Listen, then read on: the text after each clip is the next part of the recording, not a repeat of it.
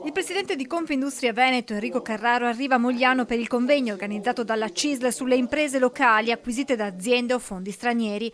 Un tema di grande attualità. Sono convinto che per il nostro territorio sia importante ricevere, accompagnare, invitare le aziende internazionali, ha spiegato Carraro, legato a questo tema, quello della partecipazione dei lavoratori all'amministrazione aziendale. Non sono contrario a priori, evidentemente il modello tedesco, che è un modello di successo, hanno contribuito a qualche cosa, ma vanno viste le specificità di quel paese.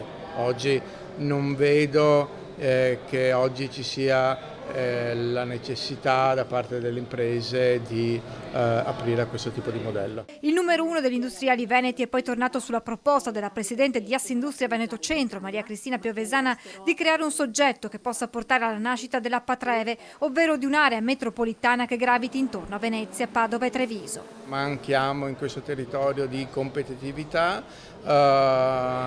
e di attrazione un po' per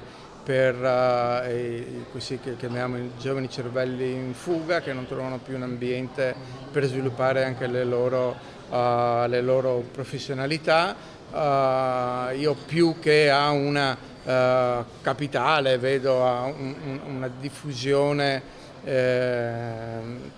del territorio. Per quanto riguarda poi il dopo boccia, Enrico Carraro ha spiegato come sia in corso il dibattito all'interno di Confindustria, anche con gli altri presidenti, e a proposito di futuro non convince del tutto la manovra economica del governo. Vedo alcune